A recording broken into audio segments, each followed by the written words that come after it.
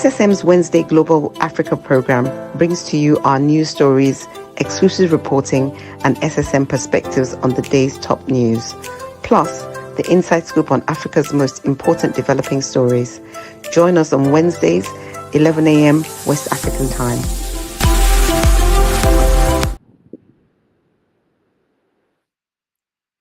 Yes, and it's that Wednesday again, the 3rd of June, 2026. I'm here in the studio in Milan, and my name is Godwin Iwejuwa. Coming next to... Yes, my name is George Chukwu, all the way from Toronto, Canada, and we are bringing you our SSM News Echo Wednesday Global Africa, and we want to welcome all our viewers from around the world. This is the place where you get the authentic details. Welcome. Nice, George. Thank you so much, George. George, one of SSM most critical value is collaboration. The ability to encourage team players to collaborate with each other. George, can you hear me? Can you? Okay, I think we have slight touch there. Okay. We have. Okay. I hope the heat is not disturbing us again. No. We are good from this end. We are good. The heat is yes, we are good. All right, George. So anyway, I was just talking about collaboration, which is one focal point we emphasize here in SSM. So it helps to embrace diversity and all kinds of, different views into everything we do when we collaborate. And that's the essence of the SSM team here too. So George, let's go on to WHO telling us that the Ebola outbreak we've been talking about is getting to its highest level of that needs seriousness. It requires global response, and that's what WHO Chief Chikwe, Dr. Chikwe is telling us this morning. George, do you have that stock from WHO? It's not a joke anymore.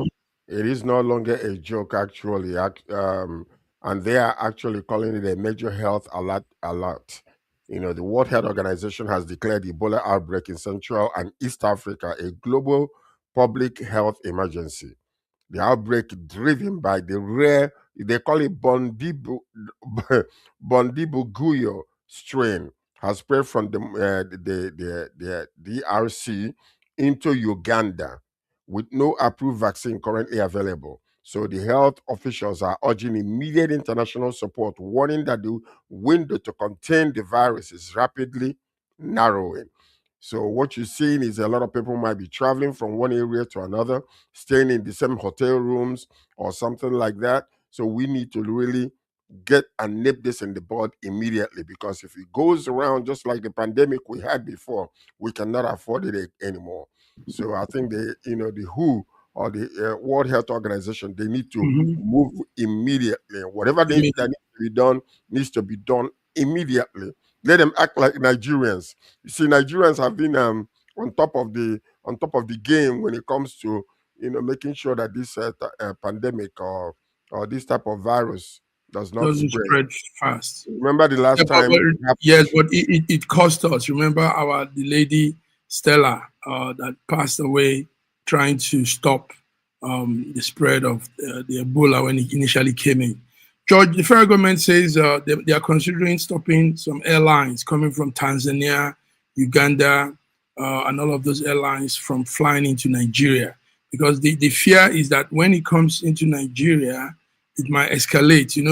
We are more in number, and we are closely knitted together. Those things affect, it enhances the spread of viruses and disease when people are together like that. Nigeria is a very active social country, very social, and we are the type of people we don't like to separate ourselves. We hug, we come together, we sit together, we eat together, we do all kinds of things. Social gatherings, funerals, weddings, all kinds of things. Nigeria is a very social environment. So anything that happens like that comes in can spread so easily. So I Spread so am easily. glad that they are actually trying to stop some flights from coming in, because you never know. Yes. Somebody might come in looking healthy. You look at them, everything Mhm. is fine. You test them, everything is fine. But a few weeks later, boom, that breaks, and that could becomes our That, issue. that, that, that breaks it.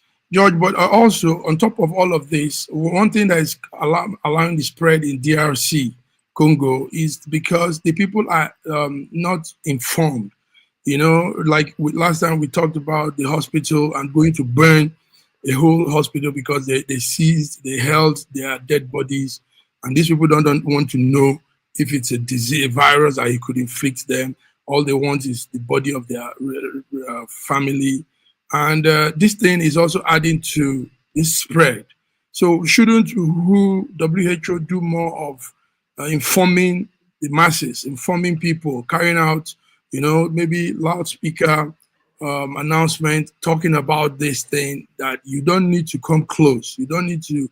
The dead body is also polluted. You can't have it.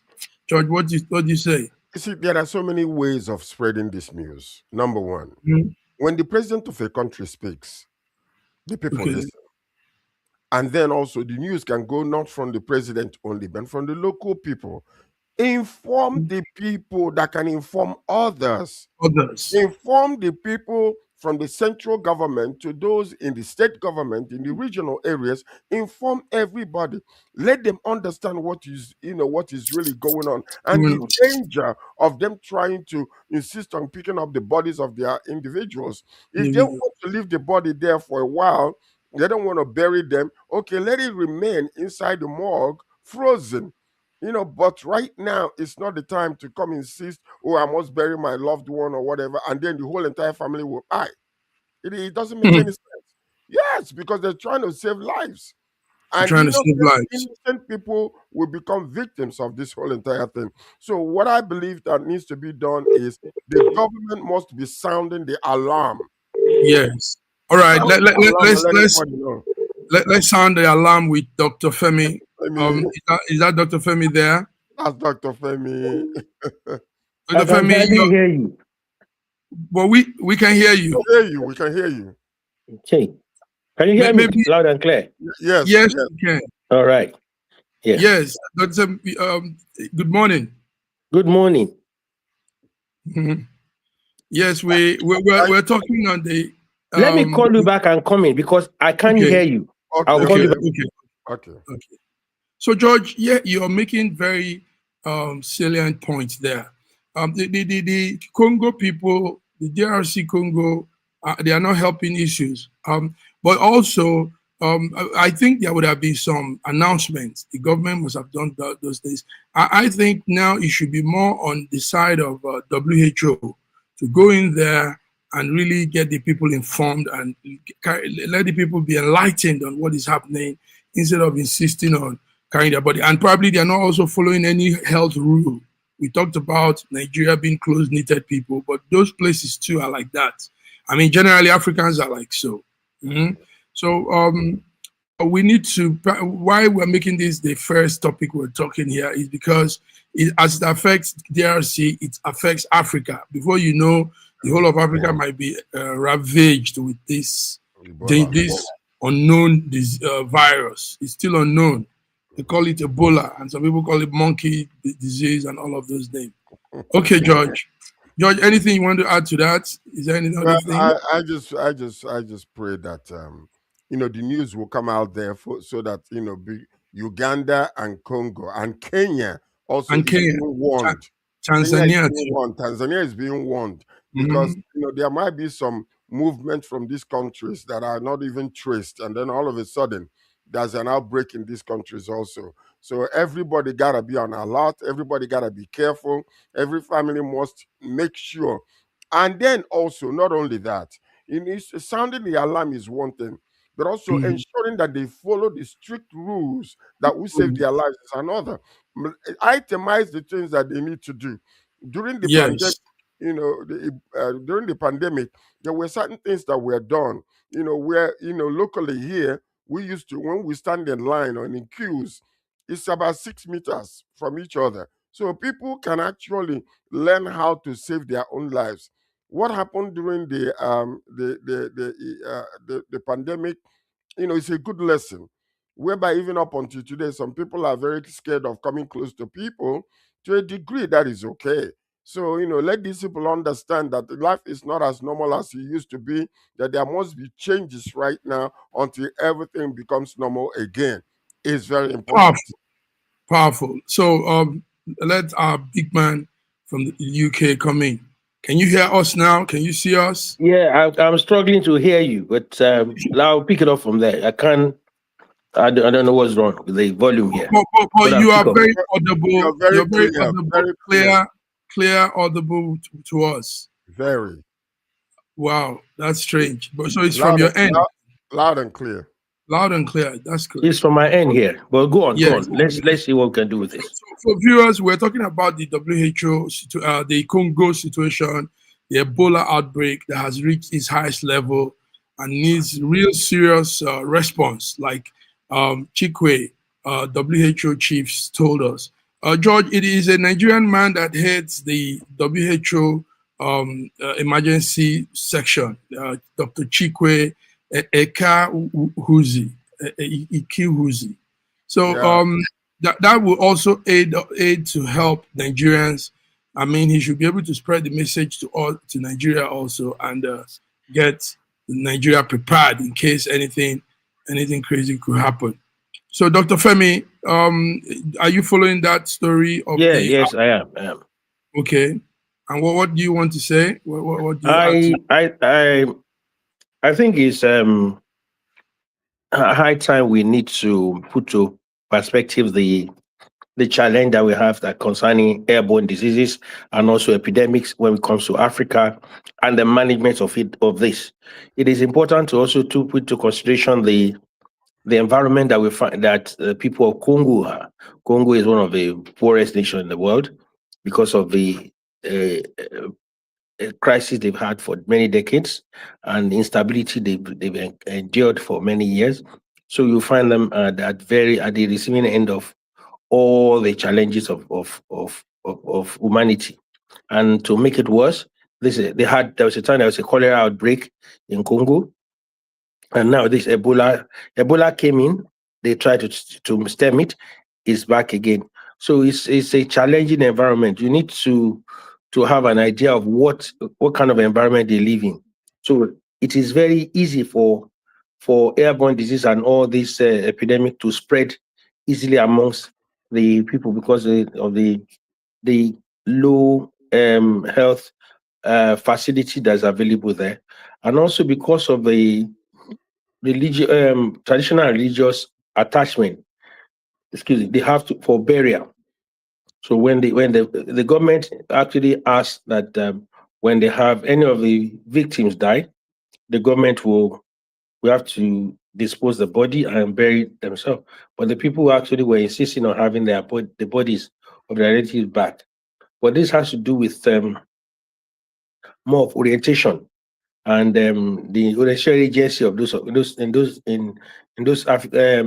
in Congo and other neighboring African countries need to double up their speed in educating people the implication of these corpses being given back to them for burial. So that is where it is at the moment. That's where it is at the moment. Thank you, Dr. Lufemi. Dr. Femi and Sir George, let's come to something very critical in Nigeria. INEC is being probed, like we heard, and this is coming from in one time. I don't know if he still acts movies, but there's a movie actor, Nigerian Nollywood movie actor called Emeka Ike. Emeka Ike says he's going to probe INEC for alleged data breach. He said somehow somebody was able to get voters' information across his own voter information, the Emeka Ike. So this is serious. The veteran Nollywood actor and politician Emeka Ike condemned the aid to FTC minister named Wike for allegedly breaching data privacy by accessing his own personal information. Gentlemen, did you hear that news yesterday? Sir George, Yeah, it's been around. It's been around for a couple of days now. Okay. That is a very, very troubling situation. I saw it on the news 2 days ago, and I saw it in the news yesterday too. Mhm. It's very troubling simply because what has happened is that we have become such a people that have cast us restraint. There are Mm. certain things, even when we know it, we know that we should not be able to, bring it out there in the open. And you see, what was happening was it was a conspiracy type of situation where they're trying to make sure that this guy was not able to continue as running for election in the FCT in Abuja. So now they wanted to disqualify him, to discredit him by bringing this information out. But what actually happened? There's a young man called Don Azza, an investigative reporter. What he did was he investigated this situation and discovered that where the information was coming from, he was the one that exposed it. And then to discover that nobody except for those that are legally authorized will have access to that type of information. So it kind of begs the question, the investigation has been launched on an alleged unauthorized access of INEC's voter database. But the question is, many Nigerians will be asking a simple question. If investigators have already identified the user's account through the audit trail, is the issue really whether the database was accessed or authorized, the access, and whether everyone will be held accountable? The public is watching closely because this is very, very important. Because if this database has been breached, that means that everybody's information in that database also is open to anybody. And that means if this individual also belongs to a particular political party, how did they get into the database? Because a lot of questions are flying around. Is it because no, I'm not saying this is the question there. Is it because of the new INEC chairman being of a particular race, that is the reason why certain party was given access to this type of information? And it's illegal. It cannot, so now All right. one So. major thing that needs to happen, listen to this. Mm-hmm. You will see this story. We are launching an investigation, but we will not see the end. It will die unborn. Watch. And that's exactly what's That's happening. it. Dr. That's Femi, die unborn. Yeah, I was trying to bring up INEX because I just got the press release just before I came online. I was trying to just have a picture view of INEX press release. They just had a press release just a few minutes ago on the alleged hand in INEC breach of data as regarding Mr. Ike. INEC, I think INEC cleared themselves of it that they don't have any information, that this information they're talking about did not come out from INEC, and they're insisting that it is not, the source is not from INEC. But Mr. Ike is insisting that this information were put across to INEC, that INEC is the only one that have this. But I think this is should be almost more of as a civil case. If Mr. Ike insists on this, it'd be more of a civil case. And if he's found guilty, Mr. Ike is found guilty, it become a criminal offense. Now, when we're talking about this, excuse me, in normal circumstance, data breach is a major criminal, is a major criminal offense. But when we talk about this vis-a-vis a claim, let me help you. Yeah. El Rufai is presently facing serious issues. No, that's a different one. It's a different case. No. It's almost the same thing. You can't say different. It's still breach of. Yes. A breach. If I'm listening to you illegally, because I'm not supposed to, and I'm being prosecuted, and somebody is accessing my data from a secure database, it is the same exact thing, because somebody is giving access to it. Sir George, in law, accusation or allege is not a judgment. The difference between hold on. The difference between El Rufai and and Ike's case was that El Rufai openly claimed he done it. There's a difference between being accused of doing it. If someone is being accused of doing something, the victim needs to bring a case forward for the police to prosecute. But this case, the difference with El Rufai was that nobody even accused El Rufai of doing it. El Rufai came openly and said, I did it. So there's a different thing between the two of them. If Olayinka is found culpable of this by civil law, it will now face criminal offense like El Rufai. So there are two different games. There are two different things. So let us mix the two. It's an accusation, let it be proven, and Olayinka will be prosecuted as due. So that I'm not defending the fact that it's not possible, but it's an accusation. Let me tell you something, okay? This is it. Number one, there is a link already. We see the strain where the thing came from. They forgot to remove it. That is the link that shows where it came from. So now that link actually cannot be manipulated. It cannot be created by anybody else. It's a strain that connected this thing to him. So when they're talking about, the INEC is coming out and saying that it's not from them, that is an absolute, I'm talking about, it's a blatant disregard for the law for them to do that. It's a blatant disregard. That's what I've said. So, I understand where you're coming from in regards to comparison between El Rufai's situation and this particular one. Let's stay on this particular issue here. Leave El Rufai alone. Okay, this particular issue links that nobody has access to that database except for the authorized INEC officials, and that information to come out and be published, blatantly all over the place to the whole world to see. As a matter of fact, believe me, if nothing is happening with this, Nigeria is finished. If they cannot get this man, and prosecute him, and then find out how he was able to access those databases, Nigeria is done. Forget about us. I'm serious. This is a very serious issue. Because if this thing can be released, that means one of us is in Nigeria. Okay. Thank you, George. Let's bring in our diva from Lagos, Nigeria. I think she'll also give us more insight into what we're discussing. Diva BD, are you there? Good morning, everyone. I'm all right. Good morning, everyone. Sir George. Hey, good morning, BD. Oba of London. Our viewers all around the world. Hello, my sister. Nice being here today.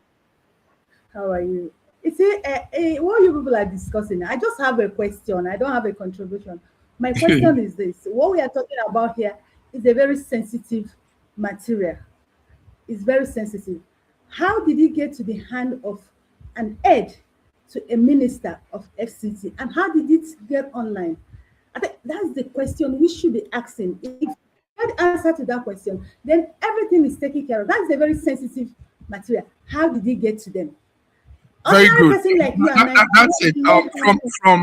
From our technology point of view, we understand web building, data, and all of this. That man, Larry Olayinka, I don't know if that's the name.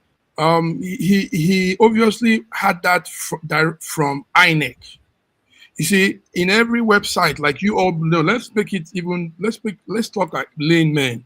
In every website you see, there is a back end. There's a back of it. Now, the back end, nobody goes to the back end but authorized people or whoever it is that has. Yes. So this back end is where Larry Olayinka went to. And he couldn't have just derived that back end by himself. Absolutely, it was given to him from somebody that knows the back end, and that's INEC staff. It's only INEC people that has access to the back end. And in fact, in INEC, it's not everybody. The head of INEC and some tech department members are those ones that have that access, because this is very sensitive portal. It's not something you open to everybody. So for that man, the man Olayinka, to have had access to this thing shows that there is porosity with INEC. INEC is, and who knows how many people they've sent such back end links to. Oh. Many Come more back. people probably Come gotten that back end link. Who knows how many of them would have it, and who knows how many people that they've accessed their own portal, their own informations online. So it's a very thing. Go ahead, George. It's either that somebody inside brought that information at request and given it to this man, or that they have direct access to it. And either way, it's a criminal They can't have direct access to that. Oh, They can't. you will be surprised what's happening. If you can be given access to something because you are in authority, I am telling you, that is the main question. Like now, I have a website. Okay, go ahead. Yes. And no other person has access to the back end of my website. I'm the only one that has. Before you can get there, I have to give you the access. That's exactly what I'm saying. Easy.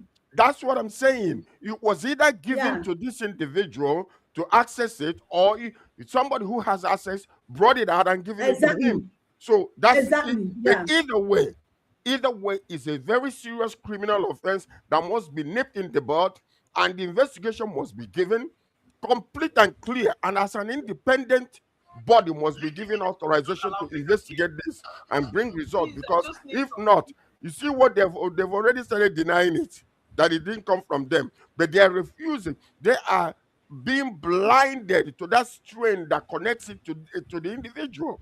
So that's what it is. So also, why we're saying this, and we're really pondering hard on it, is because we don't know how many people they've given out their information. We don't know where all our data has gone to. Those of us that have been registered to the INEC. Can we stop pressing panic button until investigation is completed? Can we stop pressing panic button until investigation is completed? This is one of the things I want us to do on this platform. Can I? Because I'm struggling to hear you.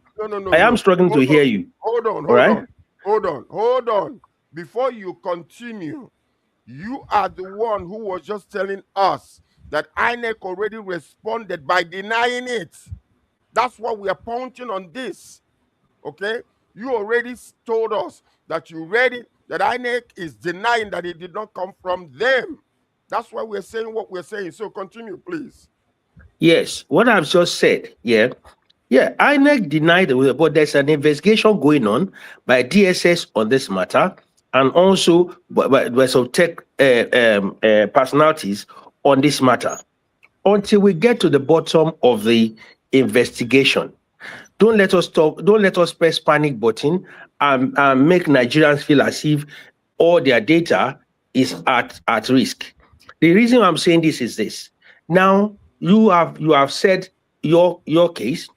DSS is investigating this, and we are looking about that. We expect there will be an outcome to this outcry, which people who are expert in technology were able to bring this information out. Now, I am not saying that this is the case. I have seen some people's application papers for job application being used to sell suya in Nigeria. Have you not seen it before? So the thing is this: when we just say somebody went to go and INEC, the thing is this: the carelessness in our civil service is rife. We know it. So if that is, I'm not saying that, I'm not giving that as an excuse. Don't make it look as if we are watertight in everything. Everything has to be done by, because somebody has an ulterior motive to go and get something from somewhere. We are dealing with individuals who are civil servants, who are Nigerians, who are careless when it comes to data protection. We are talking about data protection now here, because most of us here know the implication of what data protection is. Out there, some people don't see it well, until some people in the media start hyping this. A lot of people read this and just laugh over it. Olayinka too himself may not even know the serious implication of what is done. So when we are talking about this, don't let us now put our house on fire until the outcome of this investigation. I'm not saying it is right. I'm not saying it's wrong. I'm not saying it is true or not. But to now begin to press panic button. Oh, we don't know how many people's data is on the. No. Don't let us do that. We are too intellectually matured on this platform to begin to hype and begin to press panic button in Nigeria for this. All right, okay, but going further on that issue, NIMC, NIMC, BD, you probably know that organization. They are Latin Nigerians. This one is, they came out, the NIMC organization came out. NIMC is the National Identity Management Commission. They are warning Nigerians. They came out yesterday and said, as a result of what is happening in INEC also, that Nigerians should be careful that there's fake name correctional portal that people have created. And they are taking people's data, people's information without the people knowing that it's all fake. So it's a serious issue that we're talking here. I think Nigeria government doesn't understand that this internet and the website of internet and data things is more crucial than just coming up with an idea and doing it. They need to know that you need to protect these things. You need to have gadgets that stops scammers, phishing, all of those things that happens to destabilize the plan. So DIMNEC is calling Nigerians, telling Nigerians that they should stop going to anyhow websites, giving their name information, that there are fraudulent websites now offering name provision. So it's not about throwing panic. It is about letting people know. People need to know that these things happen. Nobody wants anybody to be put in panic mode. So what will you guys say? BD, what will you say about the name also that has been jeopardized, the NIN plan? What's the information on that? Do you have anything on that? I think that brings me back to what Olufemi said. Nigeria and their carelessness and the way we do things. See, we have NIRA, we have what's that? Do you know how much Nigerians has paid in data protection in this country? Nigerian government has spent billions in data protection commission in Nigeria. We have it, everything is in place. Do you understand? But because we are corruption-induced society, we will always like to have a loophole so that people can do things and get away with it. If it's data protection, we'll have it in this country. There's NIRA, there's this one, I've forgotten the name. Do you understand? We have it, and Nigerian government has spent a lot. Even me, as small as I am, my website, I have such thing in my site.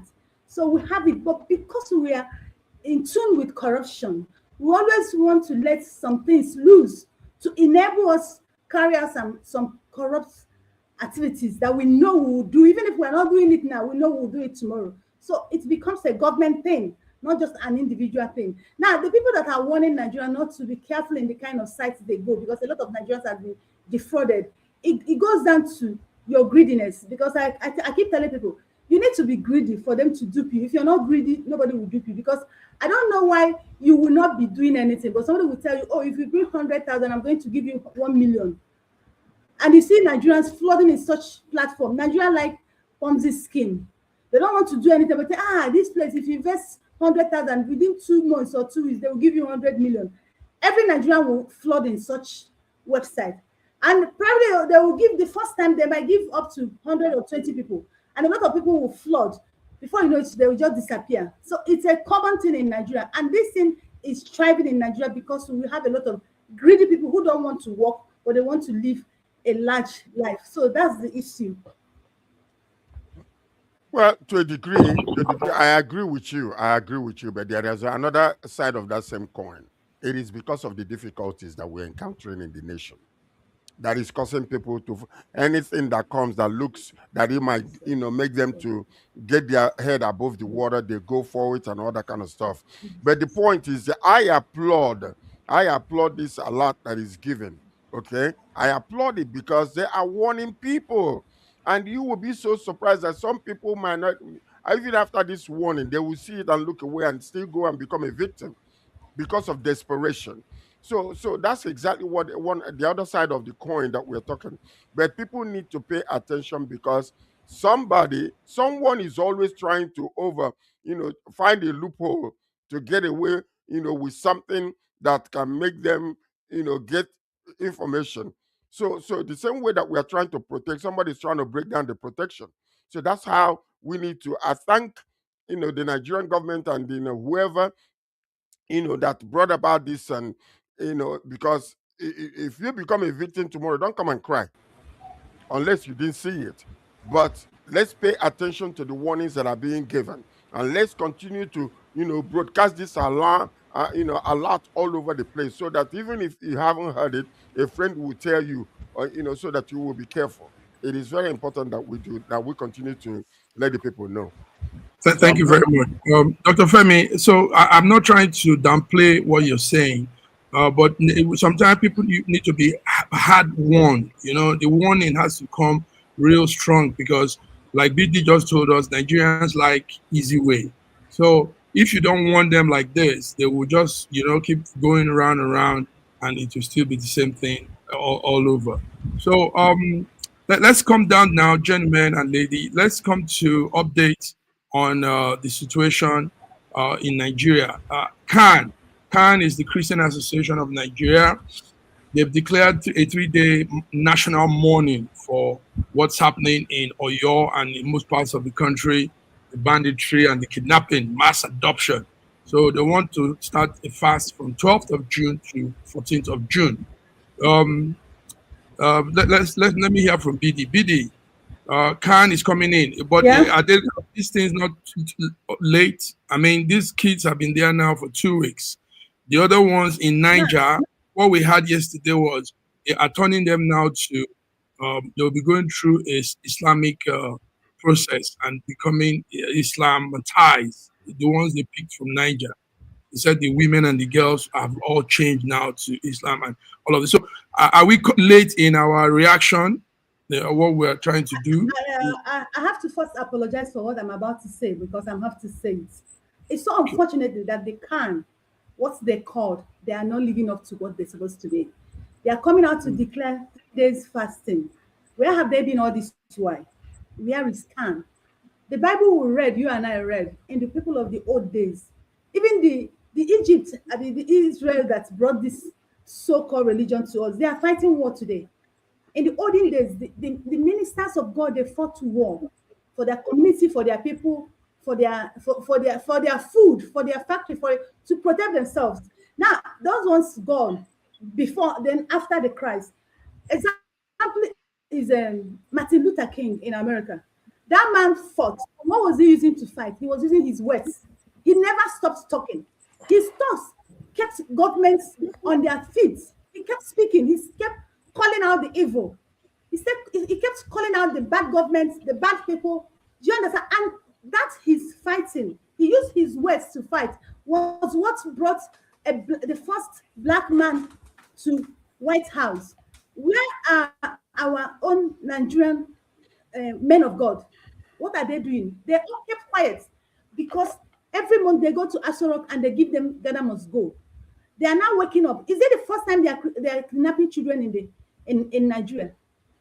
It happened in Nasarawa. It happened in Taraba. It happened in Jos. It happened in Boronu. Even this which state, the women came out, and they are coming out now. Now they're even coming out just because they saw that Nigerians online have started doing something. CAN is a big disgrace to Nigeria. I must tell you, these things they are coming to say, it's not about prayer. See, even in the Bible said it, prayer without work is rubbish. And what is that work? We have to use our mouth to call the government to order, to caution the government, to put them on their feet. But the CAN are not doing that, because they are all on their throats. They don't want to talk. They don't want to be in the bad good of the government, so that government will not stop giving them money. And honestly, I am so disappointed with what this thing they are saying. Anyway, listen. When a nation reaches the point where churches are declaring days of mourning, teachers are on strike over kidnapped colleagues and students, entire communities are being displaced, and citizens live in constant fear, the issue is no longer insecurity. They are calling it the failure of governance. That's what they are calling it now. Nigerians are growing tired of condolences, visits. Nigerians are growing tired of condolence visits, and assurances. What they want are results, whether we like it or not. It is too long gone. Because the more we condole, the more we visit, the more we do this, these people with their impunity are still doing everything that they can. To look at I saw what you posted yesterday, where they were displaying the money, billions that was given to them. Okay, every new abduction, every attack on a school, every community overrun by criminals raises a difficult question. If the primary responsibility of the government is to protect the protection of the lives and the properties, how should success be measured when insecurity continues to fester in our communities in these areas? So the call by CAN for security emergency is not merely a religious statement. It is a reflection of growing national frustration that despite repeated promises, too many Nigerians still wake up and each day unsure whether their communities, schools, farms, and loved ones will be safe tomorrow. So what are we doing? We keep on saying we blame the CAN, we blame this person. No, it all falls on the table of the government. It all falls there. We read it the other day. Listen to this. In our constitution, section 14 verse 2 is talking about the main purpose of any government is to secure the lives and the properties of people. And this is the reason that is in a little excerpt that we need to talk about later. What is really happening in xenophobia. I need us to talk about this later because maybe on Friday we will discuss this. What Ghana is doing versus what Nigeria is doing it comes to the people in South Africa that are being, asked to leave. So these are the things that we, when we call it out, we're not calling out because we are condemning. We are trying to make sure that they wake up to their responsibility and ensure that the lives and the properties of people are safe. That's all we're saying.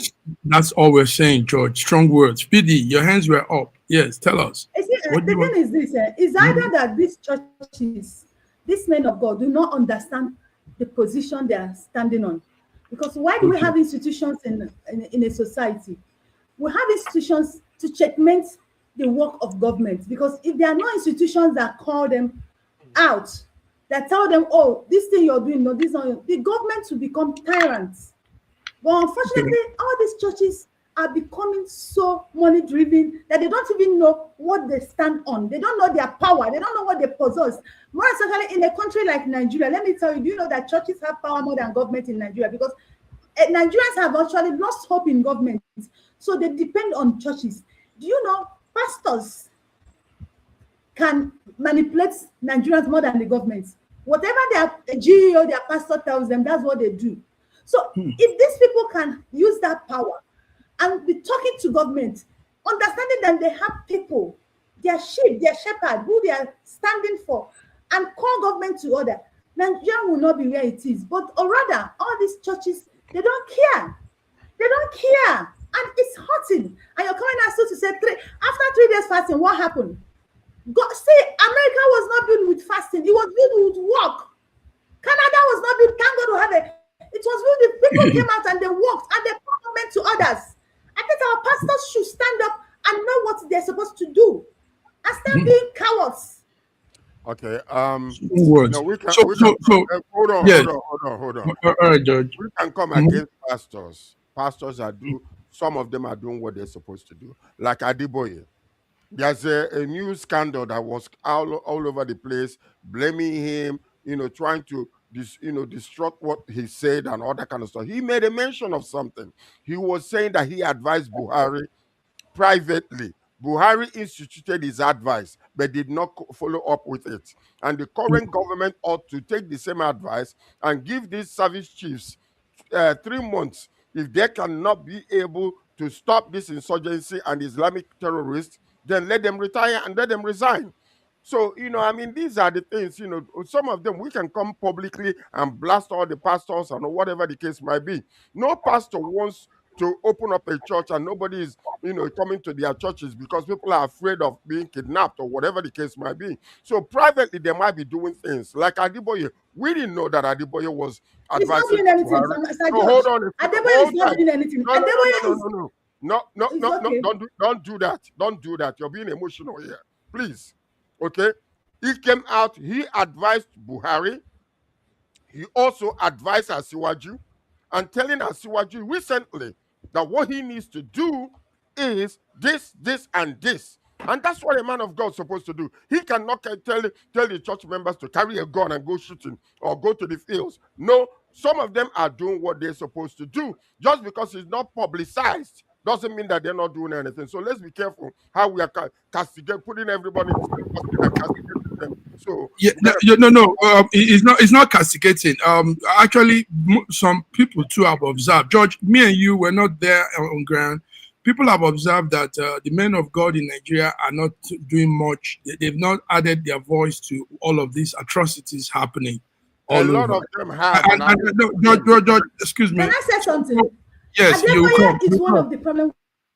You come. Okay. So what I'm saying, what we're saying is, Can I say they should something? do more. They should do more. Okay, go ahead. You go Adeboye ahead. is one of the problem. Adeboye is one of the problem we have in Nigeria today. I will say it here. I will say it anywhere. There's something like castigating. If I have to castigate Adeboye, I have to do it. See, enough of that saying that do my prophet no harm. No. You tell those things to people who don't know Bible. I know Bible and I've read it. Let me tell you, Nigeria is a secular country. What we normally have in Nigeria is either Muslim presidents, Christian. But when it got to this tenure of Buhari, Adeboye was somebody who told Nigerians that it does not mean anything, that it can go. The most important thing is that who will do the work of God. He authorized, he endorsed Muslim in Nigeria, a man of God, a pastor. Now, throughout Buhari government, Adeboye never opened his mouth to condemn anything. It has said in Tinubu, he keeps telling us, hey, pray for Tinubu, he will walk. He's the will of God for you people. All the killing, all the kidnapping, all the everything. Man of God, the same man of God who took placard and went to the streets For Jonathan. protest came from 50 to 70. Now Nigerians are buying fuel for 1,500, and he's telling us the will of God. And you tell me I should not criticize him. I will criticize him today, tomorrow, and next tomorrow. Adeboye is a very bad thing that has happened to Nigeria. It's an evil to Nigeria. So what we are saying is they need to do more. George, you understand where she's coming from. Even if we look at it biblically, remember the kings, the prophets in the olden days were facing off with the kings. They were facing Elijah, Elisha, all of them. It was face off, you know. At a point they had to contend, they had to show power, whose power is stronger among the two. So now Nigeria's case has gone too deep. And it's sad that they've not, even when they make utterances, it's not as strong as it should be. They just say it, you know, like BD is telling us now. So we want to see more. It's more, they want to see a lot of action taken. I mean, the teachers are protesting. Their colleagues are in the forest and their students. How sad can that, I mean, who thinks logically that won't be touched with those kind of things? So that the churches are not making as much input as they should is our concern. And I think it's time. One of the major issues that we have when individuals come out, becomes a very serious issue. I think that, you know, they should speak through CAN, or they should speak through an organization that represents all Christians, all pastors. They need to form one. But the only problem we have in Nigeria is that they're not united. You know, everybody's fighting and, you know, trying to rub shoulders and flex muscle, you know, large church muscles against each other. So, you know, I understand where Billy is coming from, because it's all out of frustration. A lot of Christians are frustrated. A lot of Muslims are frustrated, and I can understand where she's coming from. You know, because when you are silent, you're complicit to the whole entire thing. Yeah, that's it, George. So they need to come out. Whether they can become diplomatic in their assertions is another issue. They can become diplomatic, come with advices, like what I said that Iboya was saying. Do this and do that this will work. So they didn't come to condemn, they come to advise. And this is what the Old Testament prophets were doing. You know, you remember with Elisha. Elisha Yeah, also something with the Syrian king was, absolutely. you know, advising the Syrian, you know, the Kings. Israel thing, you know, that this man is coming here, that man is coming there, and then also Christians, you know, we need to call on the angels. We All need to right, call George. on the Let's angels. not go. Let's not go that deep. I know where you're coming Yeah, from. right. Gentlemen, let's begin to wrap it up. Even though Femi has gone, Femi would have told us the update on a story called "The Young Man That Was Killed" and the police reaction in the UK. It's causing some small protests there now in the UK. But let's talk about the federal government partnering to ensure that intellectual properties are monetized. BD, this concerns you. Nigerian government, it concerns all of us too. Nigerian government is beginning to look into this issue of intellectual property. Intellectual property goes beyond a lot of things. I know that most times people complain of their movies being pirated, their books, their days in Nigeria. You know, you don't have that out here. Everything a person comes with, every idea you come with, that's an intellectual property, and it must be it's safeguarded in this part of the world. Tell us, what this government plan to begin to look into this issue. Will it help people? He said they want to use it to boost the economy. Tell us about intellectual property in Nigeria. Yeah, they're actually talking about the intellectual properties rights. Do you understand? In Nigeria. Well, I just hope that something better will come out of it, because it's not just coming new in Nigeria. It has always been there. As far back as 2023, when I was about starting my show, I went and registered with copyrights. I registered my show with copyrights Nigeria. I paid all the money I have to pay before even my program started showing in NTA, Nigerian Television Authority. I registered it. And while my show was going on, I have fans. One day, one of my fans, they called me, be this one, they've copied your show. And I went and watched it, and it was actually true. The lawyer I called then was Festus Kamo. I called him. Do you understand? And what was that? I went to copyright office, which is in Nigeria. Then what did they do? It is not you. All these promoters, all these music promoters, you hear them lamenting about infringing in their intellectual property in their thing. It's not strong in Nigeria. So this one they are coming up with, I think, is another way of collecting money from Nigeria. It's been there, and it's not protected. No intellectual property is protected in Nigeria.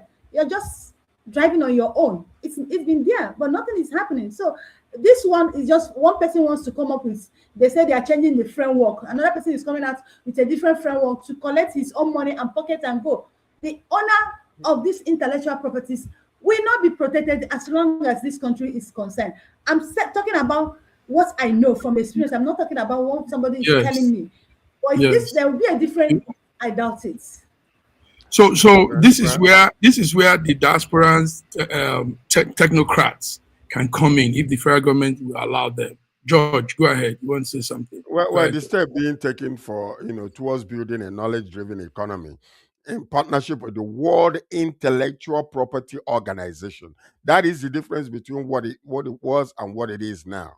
So they're partnering with World Intellectual Property Organization. The federal government says it will strengthen the intellectual property protection, commercialize innovation, and help creators, researchers, and entrepreneurs turn idea into wealth. It's a welcome news, but what we are also saying is, let's make sure that this thing that they are doing, that it will work, and it will be people will be protected. With WIPO opening the first sub-Saharan African office in Abuja, officials say the goal is clear: make innovation a driver of job investment and long-term economic growth. So, which is good. It is good. Now, we can condemn what happened in the past because we were dealing with only with Nigeria. But coming in partnership with the World Intellectual Property Organization and then creating an office, which is an international office in Nigeria, could help drive this into the next level where it's supposed to be. Possibly with this particular partnership, what happened to PD will not happen again. So let's look. We hope so. But also, what BD is saying is people probably will have to register again, pay fees again, pay those payments, and all in this process of trying to do it. So, but I want to say something. What I want to say is, it's a technology that the federal government doesn't understand. If they understand it, it's a simple thing to do. When people have their properties, they want to insure, they want to cover. It's a simple thing. I don't know. Hopefully, one day we will come into governance and be able to help the federal government in these kind of things. While we were talking, somebody from LinkedIn, a viewer, just put us love sign, happy sign, and all of that. So I think that person is probably following up and is enjoying the program. Thank you, whoever you are. We can't see your name, but thank you for the love sign, the power, Superman power sign, and the angel sign. These are the signs, the emojis the person has put there. Maybe, So, they're applauding BD. They're applauding BD. They're applauding BD. So BD, tell us, give us updates. What's happening again in Nigeria? The adoption story and all of that. What do we hear? What do we need to know? Yeah, the teachers and Nigerians have taken to the streets. The major thing, what actually pushed people to the street is because the social media were saying that they are going to contribute money to pay to release these children if the federal government have refused to pay. And it's so unfortunately because federal government actually started this payment. And in most cases, they will pay and they'll come out to lie to Nigerians that they did not pay. Federal government pay every time. So that's what they've been doing. So if you pay every time to rescue your own people, your own colleague, your own kettles, when it comes to an average Nigerians, you refuse to pay. So Nigerians on social media, which very dark man was leading, say that they are going to bring up GoFundMe. So people are saying, are you going to go fund bandits, terrorists? So that it was in that regard that people now started protesting. I think as of yesterday, there was protest in Oyo, there was protest in Lagos, there was protest in Ekiti, there was in Ogun State, there was in Ebonyi State, there was in Maiduguri. So as of today, I've not gotten the list, but at least I know out of 8 or 9 states joined the protest yesterday. And as of now, nobody has said anything. And another thing I want to say, to show you how confused this government is, one of the charges Nigerian government used, Bola Ahmed Tinubu government used to sentencing Nnamdi Kanu to life imprisonment was setting up ACN. They said it's illegal, it's a crime. Now, federal government has set up the same thing. They say hunters to go fight Boko Haram. You see a confused government. Tinubu has set up hunters team. And funded them with billions of money. Forest Guard, but the Forest Guard is a constitutionalized organization. Forest Guard is quite different from what. That was one of the charges they used against Nnamdi Kanu. BD. Do you know that Nnamdi Kanu took that particular organ? It was not his. He did not start it. It was not. It wasn't even his organization. He just he came out one day. We were following this. Like I see that Eastern security forces that were being, it wasn't even a Nnamdi Kanu that started it. He came out and took charge and said that it was him. I'm telling you, I followed that thing so strictly. And I was fighting them. I said, why you guys allowing him? Hold on. Why you guys allowing him to, to take charge over this situation? Because it's going to cause problems. And that's what happened. And let me tell you something. Nnamdi Kanu today, part of the reason, whether we like it or not, it's not because of him fighting for Biafra. Part of the reason was his modus operandi, the insults, the allegations, and everything that was done, that Buhari was dead and all those things. There are forces behind that are actually keeping this man behind bars. So, and let me tell you, sometimes you gotta be very... Those allegations is what is it, those allegations is what is playing out now. Now, can I ask you a question? How would you feel if somebody comes out there to prove that you're dead while you are alive? How would you feel? Somebody is coming to prove to the whole world that you are dead. No. Okay, let's not come. Now don't do that. let's not come Don't to do that. Nnamdi's story. Don't do Anyway, that. also BD, you forgot to tell us that this morning also there was something in Ibadan again in Oyo State.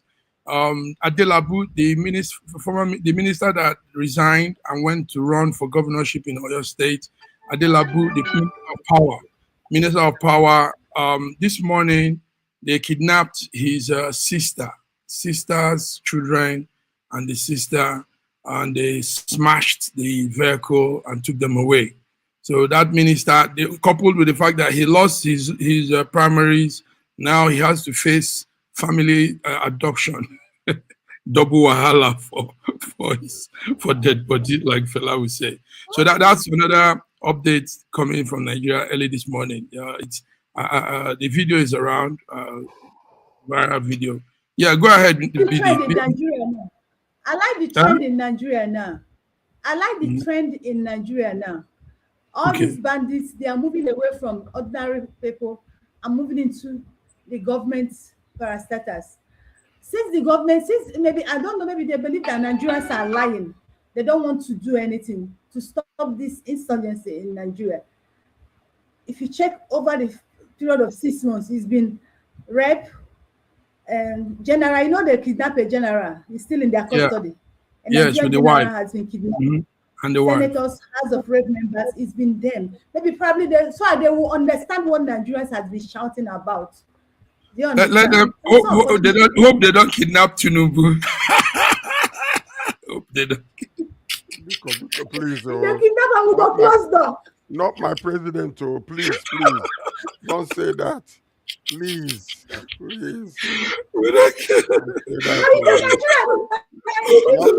Not my president. No, not my president. George prays for the president every day before we close. Every time we gather. But because of what PD said, don't touch my first family, or don't touch them. But BD also, some people are now also making it up. You know, we heard the one House of Rep person that also did it as a ploy. You know, it was an arranged thing. So that is also happening. Some of these big men that are doing it, they are doing it so that they can also extort money from the government, you know, from their ministry, and it's crazy. But does this mean that Nigeria is now a kidnap? They will call us. Dr. Femi doesn't like to hear this word, but we will become the epic center of adoption and kidnapping. Can you imagine? Well, we are. Let me tell you a story. You can't lie. Let me tell you a story. Let me tell you a story, massive man. But Dr. Femi doesn't like this. That's exactly what we are. Now, let me tell you. Do you know that this kidnapping is a very lucrative business in Nigeria? The people in power are part of this kidnapping. I'm saying it. Now, say how they do it. They don't go, but they have an arrange. When the government pay this money, they get their cuts. Now, let me shock you. One of these kidnappers, they're supposed to go and pay them ransom. And then when they were going, along the line, 2 checkpoints before them, the checkpoints collected 5 million. And when they got to them, they asked them the money is not complete. They told them that the checkpoints on the road, the other one, they are collected 5 million, and they say no problem. Now, have you asked yourself, even the checkpoint, those checkpoints, when they told them, this money we are taking it to kidnapper, they say just go and give it to them. Why would a kidnapper say no problem when they told them that the soldiers, the security officers in checkpoint collected 5 million? Then George, this is crazy. This is George. Then hear this. They now went to the house of an Oba, a chief in some part of southwest Nigeria, and saw the bag they used in sending the Ghana must go bag they used in paying ransom. Sending ransom. They saw it beside his seat. The country is in a mess. So that means that the Oba was part of the ploy. Do you understand? They saw the bag. They saw the bag because they know the bag. So the policemen saw this bag and said, that's the bag that they used in sending the money to the kidnappers. How is it now in the Oba's palace? That was how they arrested. They brought his own portion to him. You know, David, You know what David did? You know what David did in the book of 1 Samuel chapter 31, the last chapter. Everybody must get their own portion. So the other is getting his own portion now. David said, both the people who go to war and the people who stay back to watch our goods, they must all get equal portions. So maybe So, Oba is getting his own portion. they, I don't know. so Oba now left the bag by his seat, and the policemen now saw it and said, see the money. They picked Oba. Oba now brought out everybody that was in the gang. This is that was involved in the kidnapping. I hope this is a joke. I hope this is a no, joke. it's true. Sir. I hope it's a joke. All right. I hope it's a joke. Listen, George, it's been awesome. We are looking forward to engaging with some of our politicians, some of our politicians as we go into campaign season. BD, you're on the alert too. So viewers, we've been having fun here, but we've also been doing some updates. Thank you for joining Wednesday African Updates. BD, thank you for your time and coming to tell us what's happening. Big George, the man, thank you, sir. So until we meet again, let me go ahead. Well, I pray that God will continue to bless and strengthen BD. Our condolences to you, and I know for you to be here is a huge sacrifice after what you went through about your sister, and after what happened to her. I can imagine the strength that you have to be in this media with us. It's just you're a superwoman, and I just want to bless God for you that He will continue to strengthen you, empower you, and everything that happened, that God will use this to change some narratives in Nigeria when it comes to the medical facilities that we have. But also I pray for our president and the first lady and the whole entire leaders in Nigeria, and I pray for Congo that this Ebola will just die instantly, that it will not spread across. So may we continue to look forward into something better and bigger for our nation, because that's the reason why we're here, and that's the reason why we shout every single day. We want a better, great Nigeria, so we'll continue to move forward. Thank you. Be strong. A friend of mine just lost their mom, Chigozie. I am saying my condolences to you. Be strong. That's all right. it. Thank you so much, wonderful people. So till we come again Friday, international updates. Have a beautiful hump day, Wednesday. God bless you all. God bless you all.